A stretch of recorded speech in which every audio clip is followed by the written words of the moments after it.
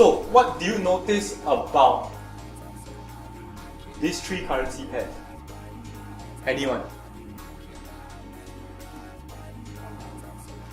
Aussie dollar, Chef Yen, Euro Kiwi. What do you all notice about these currency pairs? Anyone? All different currencies, correct? Yes, all different currencies. Why is that good or bad?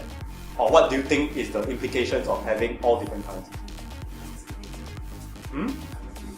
Exactly. You want to avoid correlation risk, right? So I think some of you all got in 2 cat pairs, right? Then you need to know that you are double risk on the Canadian dollar, because if oil goes against you, right? Canadian monetary policy goes against you, you'll be stopped out 2 times, right?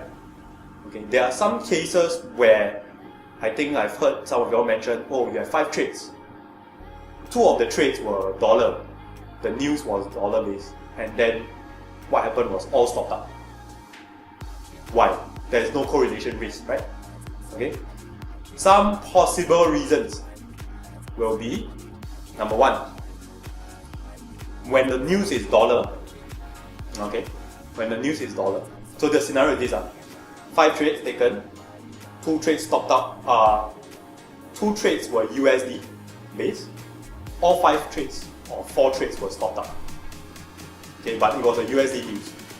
Okay, so 1. Right. Some possibilities will be, number 1, your other pairs are euro pairs. Why? What is the most traded currency pair? Euro dollar. So what happens when there's dollar news? Everyone's going to touch the euro dollar, right? What happens if you have euro kiwi, euro pound positions that happen to go against the direction? Right? So you're long euro kiwi, you're long euro pound, everyone is shorting euro dollar. The euro is going to go down. Of course, then you could be exposed. So in this way, you are not directly exposed to dollar USD risk. Right? You do not have USD in that currency pair, but you have euro.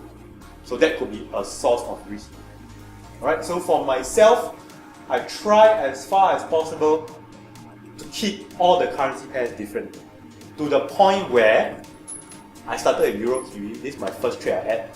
I will not add any more trades. I'll try not to add any more Euro or Kiwi trades. Right.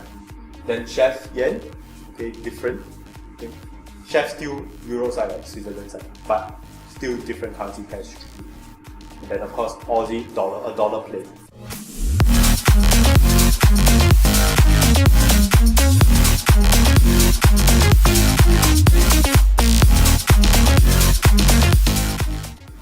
This one? Yeah. Yeah, you share? Hello. Just like this? There, Oh, okay. I thought you should share some of your thought process. Joven say yes. Very interested. Pro trader technique, draw arrow, look for the impulse. Okay, To so identify the impulse first. so lesser technique on teaching them is draw arrow and draw boxes. So what you see there is draw arrow, draw boxes. Right essay is essay one. So yeah, because the overall trend is upwards, and there was a very nice ABC setup actually. So I plotted the ABC, and then Jerry also pointed out that there is another opportunity to scale in. Sabo you. So if on the H4 the trade is taken, the opportunity is also very nice on H1. Then we can scale in using the flag. This one. This one or just one? That one? This one lah. Yeah, this is the updated one. So you enter and see if it goes up, then you take the breakout also. Yes. Yeah. So maybe you want to explain what is this arrow mean? Impulse. So what is impulse? No, you have to explain why is there a dotted line on the day. Your RSI also has a line, right? Oh, that would actually be on the H1, where I am expecting the crawl down first. So actually on H1 you can see that the divergence is starting to form, which gives me this one, further confirmation that this is a high conviction trade. Okay, so that's what you want to do. So what is this? What is this? Impulse are the arrow, the Keep arrow. saying. So what is impulse? Impulse. Impulse. So what is impulse? So what is impulse?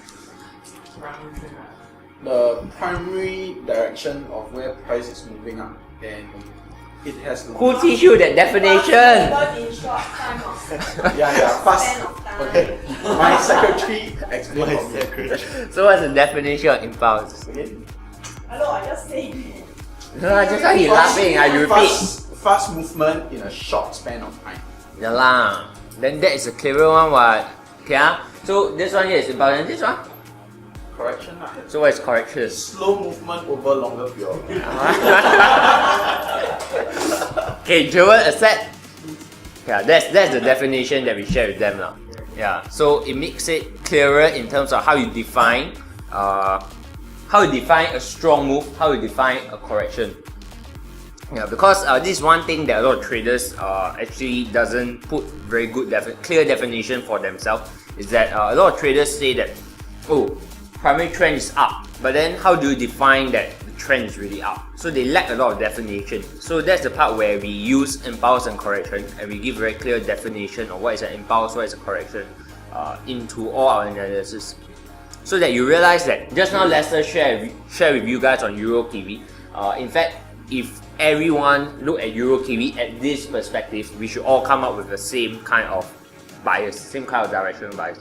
So that then defines that the definition given to what is impulse, what is correction, is something that this definition you give it to everyone will come in the same conclusion of what it is. Yeah. I saw that there's a short Euro Kiwi just now, some alternative. This one, right? This one Jerry's one. Okay, so Jerry on the line. okay, You were trying like. so knowing that we are in the corrective phase, okay, this is just my view. Your impulse or your shorter term impulse is actually down, right? Okay, but we have to note that there's plenty of overlaps before that ABC, right? So the impulse is not as clear cut. Of course, you have some nice dot patterns. This is actually still my chart, but this was taken because Jerry posted his view. correct. Then I saw this. So what I'm trying to say is that, okay, fine. So in that case, I like you touch it. Can you go back to that chart? Right, we see that price is very overlapping, right? And then there's an ABC for short. So from there, you want to be a bit more cautious. This is Jerry view. This is Jerry's view. So also long lah. Short term short lah, after long lah. Bro, that one your stop loss. The blue one is your stop loss. I thought no, the blue. This one. This one is stop.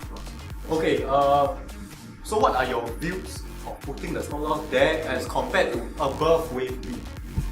Because if it goes all the way to 2.76, it's a more or less high chance that The thing is gone. So that is very a bit more unconventional, because most people will say the safer way to put your stop loss is above that high, right? I'm aggressive. Okay.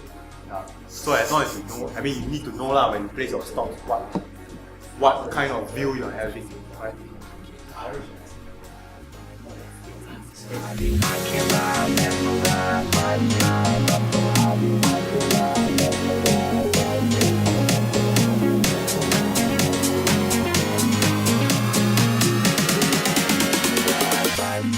I'm so high.